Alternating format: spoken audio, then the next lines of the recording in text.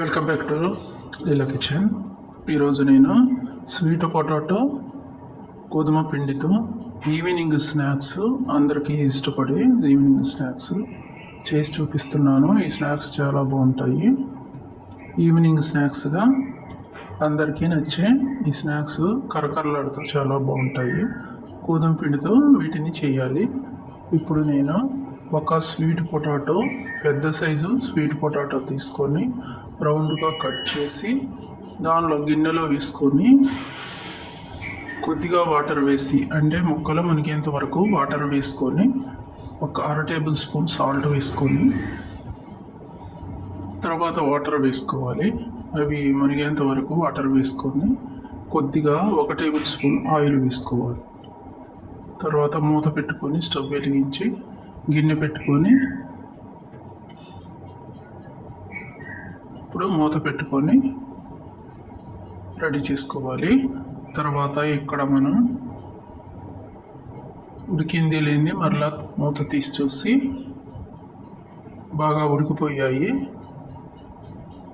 ఈ విధంగా ఉడికిన తర్వాత దింపేసుకోవాలి. దింపిన తర్వాత స్ట్రైనర్లో వీటిని వడకట్టుకోవాలి. ఈ విధంగా అన్ని స్ట్రైనర్లు వడకట్టుకున్న తర్వాత తీసి పక్కన ఉంచుకోవాలి. తర్వాత వాటిని పొట్టు తీసేసి పక్కన ఉంచుకోవాలి. తర్వాత 1 కప్పు గోధుమ పిండి తీసుకోవాలి.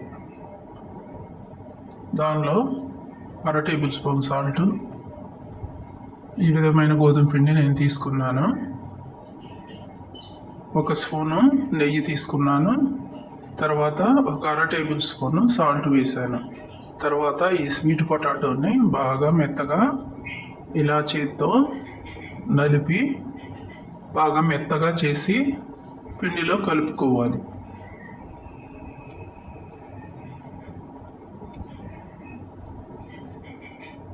స్ట్రైనర్తో కాకుండా ఇలా నేను చేతితో కలిపాను. చేతితో కలపడం వలన చాలా పిండి అంతా బాగా కలిసిపోతుంది. తర్వాత ఈ పిండిని ఈ విధంగా చపాతీ ముద్దలా కలుపుకొని దానికి ఒక 5 నిమిషాల పాటు పక్కన మూత పెట్టి పక్కన పెట్టుకోవాలి. తర్వాత మూత తీసి చూసిన తర్వాత బాగా మెత్తగా అవుతుంది. తర్వాత ఆ ముద్దని బాగా పీట మీద వేసి బాగా ఈ విధంగా చేసుకోవాలి. ఈ విధంగా చేసుకున్న తర్వాత దీన్ని పిండి చల్లి కొద్దిగా పిండి చల్లి పెద్ద చపాతీలాగా చేసుకోవాలి. తర్వాత దాన్ని మడత పెట్టి ఈ విధంగా చేసుకోవాలి.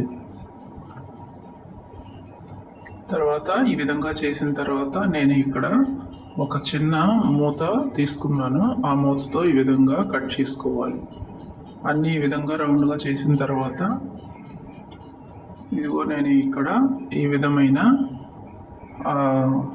చపాతీలకి ఈ విధంగా పెట్టుకోవాలన్నమాట. స్నాక్స్కి ఘాట్లు పెట్టుకున్న తర్వాత అన్నీ పక్కన పెట్టుకొని ఈ విధంగా ఆయిల్ వేసుకొని బాగా కాగిన తర్వాత వీటిని ఈ స్నాక్స్ని ఇదిగో ఒక్కొక్కటిగా వేసి ఆయిల్లో బాగా కాగిన తర్వాత గోల్డెన్ కలర్ వచ్చేంత వరకు వేయించుకోవాలి. చూడండి, చక్కగా ఇలా వేగిపోయాయి. ఇలా వేగిన వాటిని తీసి పక్కన పెట్టుకోవాలి. అంతేనండి, ఎంతో కరకరలాడే ఈవినింగ్ స్నాక్స్ రెడీ అయిపోయాయి. రోజు ఒకే విధంగా కాకుండా ఈ విధంగా చేసుకోండి, బాగుంటాయి. అంతేనండి.